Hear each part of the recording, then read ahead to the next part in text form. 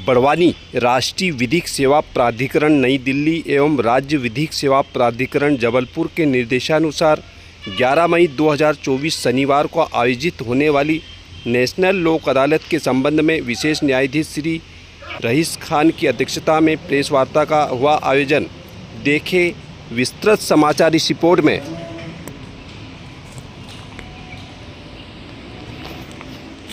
आप लोगों के माध्यम से बताना चाहूँगा मैं कि ये इस वर्ष की दूसरी राष्ट्रीय लोक अदालत का आयोजन होना है। जिस लोक अदालत में राष्ट्रीय स्तर पर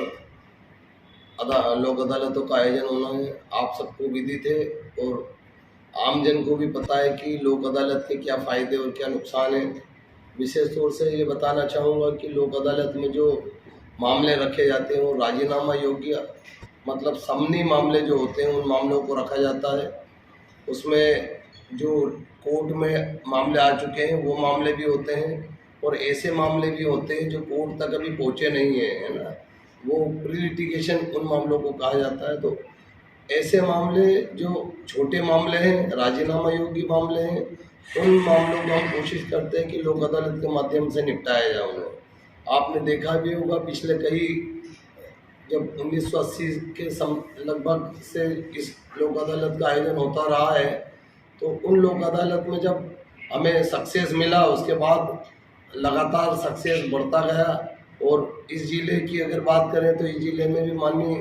प्रधान जिला एवं सत्र न्यायाधीश महोदय श्री आनंद कुमार तिवारी साहब के मार्गदर्शन में मैंने यहाँ से जब पद स्थापना ज्वाइन की है तब से मैं देख रहा हूँ कि लगातार लोक अदालत का ग्राफ हमारा जो डिस्पोजल होता है वो लगातार बढ़ते हुए क्रम में है। और हर लोक अदालत में हम पिछली लोक अदालत से हमारा अच्छा परफॉर्मेंस रहा है। इस लोक अदालत की अगर हम बात करें तो 18 खंडपीठों का गठन किया गया है, जिसमें नियमित जो कोर्ट में लंबित मामले वो 1784 मामलों को रखा गया है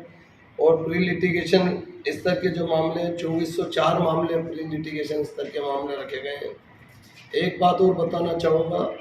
कि जो मोटर व्हीकल एक्ट के मामले होते हैं अर्थात MACC मतलब जो मोटर दुर्घटना संबंधी मामले होते हैं उसमें डेथ प्रकरण भी होते हैं, इंजरी प्रकरण भी होते हैं। उन मामलों में क्लेमेंट को बहुत तत्काल रिलीफ की आवश्यकता होती है क्योंकि वो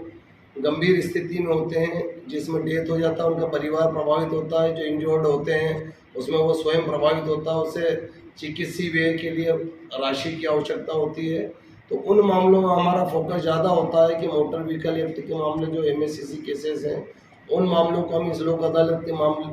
माध्यम से निपटाएं जिससे कि जो क्लेमेंट होता है उसे जल्दी से जल्दी सहायता प्राप्त हो सके।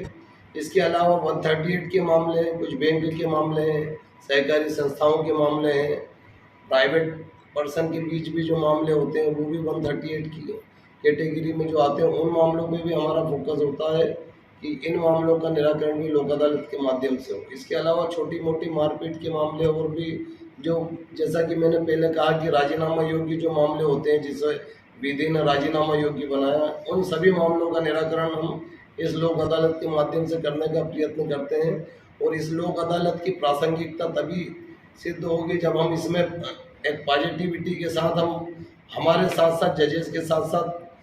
अधिवक्ताओं का तो सहयोग होता ही है। आपके माध्यम से मैं आम पब्लिक से भी अपील करना चाहूँगा कि इस लोक अदालत के महाकुंभ को इस बार भी सफल बनाने में अपना सहयोग प्रदान करें जिससे कि हम जो लोक अदालत की प्रासंगिकता है उसे हम साबित कर सकें। प्रधान संपादक दिलीप शर्मा की रिपोर्ट।